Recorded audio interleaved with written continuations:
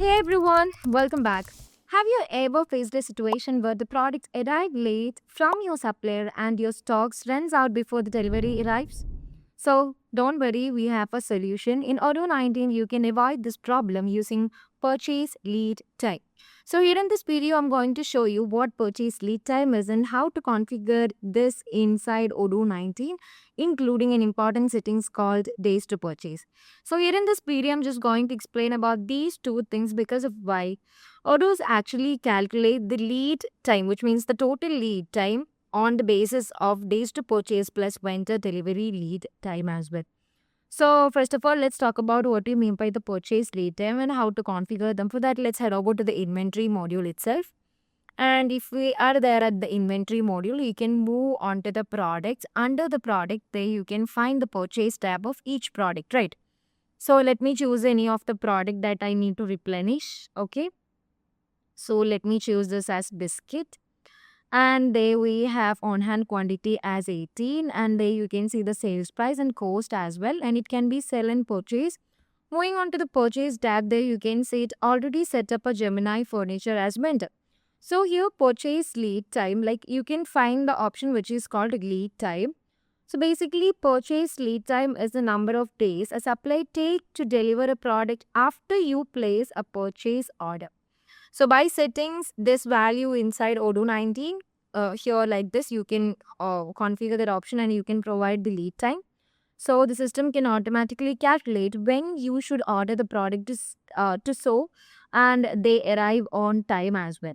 So here you can provide a purchase lead time.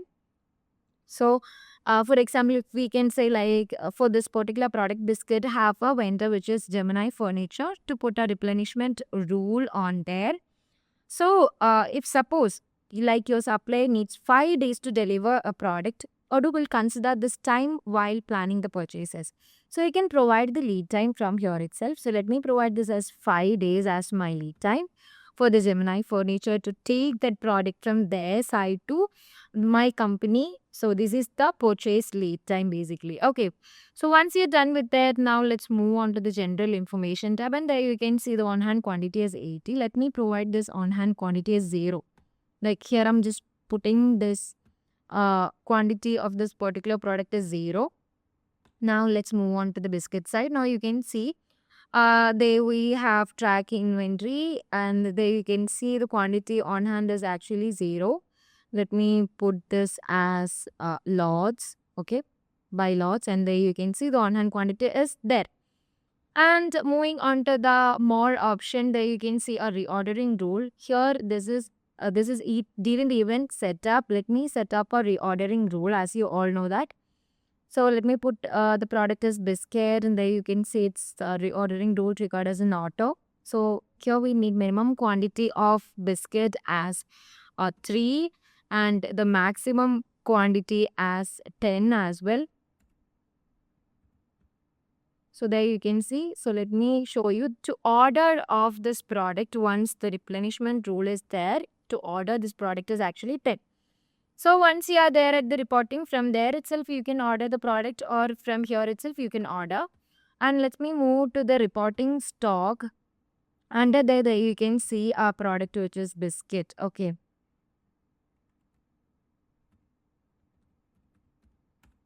So if I'm searching for the biscuit now, you can see there we don't have sufficient quantity of that product.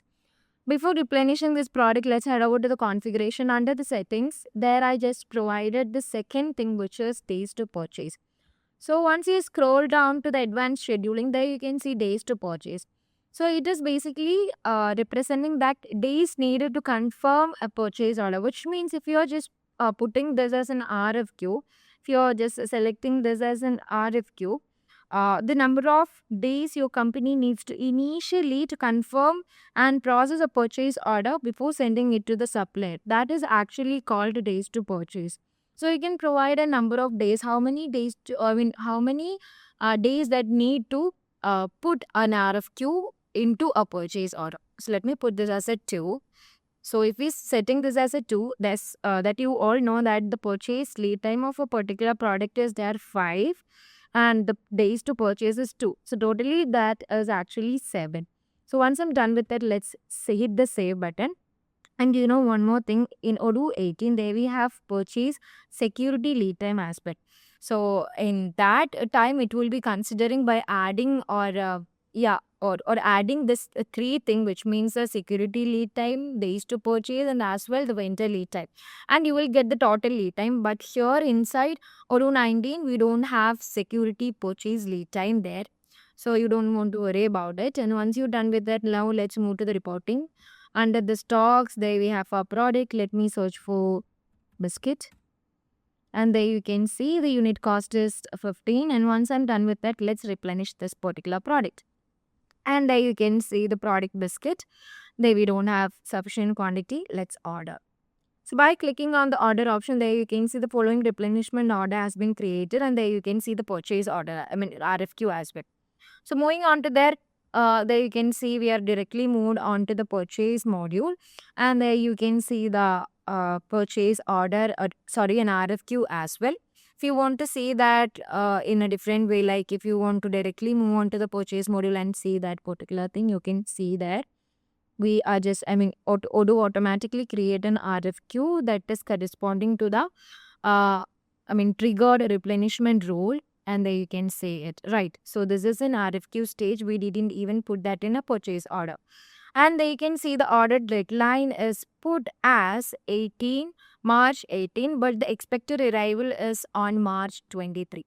So if I'm just adding this, not multiplying, adding this, you can see we are just purchased, or like if this is put as March 18th, because of what we are put the days to purchase as 2 days. So we are triggered an RFQ on 16th, and it's calculating like Odoo is calculating like 17 and 18s are the 2 days for the confirmation, like we had put our days to purchase, and after calculating that they we have 1, 2, 3, 4 and 5, and after 5 days you can see the 23, which means the expected arrival of this particular product from the vendor, which means Gemini Furniture, is 23rd. So it is actually adding the days to purchase and always the lead type, vendor lead time as well. Okay, so here you need to understand what Odoo is calculating the total lead time as the total lead time is equal to days to purchase plus vendor delivery lead time. So there you can see the total time to get or the deliver the product from our vendor Gemini Furniture is 7 days. Okay, so you can see 100% on time delivery. And if you want to ask any confirmation, you can ask them, or otherwise if you don't want to put this as the days to purchase as 2, you can simply send this in RFQ to your vendor, or you can either confirm this to an purchase order as well. So let it load. So there you can see, let's send this. So it is in send stage, and let's confirm this order as a purchase order. Now you can see still the expected arrival is setting as March 23rd because of what we are put out a delivery lead type. So before that, you can always receive the product from there as well. This is only the expected arrival, like delivery date promised by the vendor. So this date is used to determine expected arrival of a product. So that's how easily you can calculate the total lead time of a purchasing of a product in Odoo 19. So I hope you all understood this video. After all that, you can receive the product, you can put those into your inventory as well.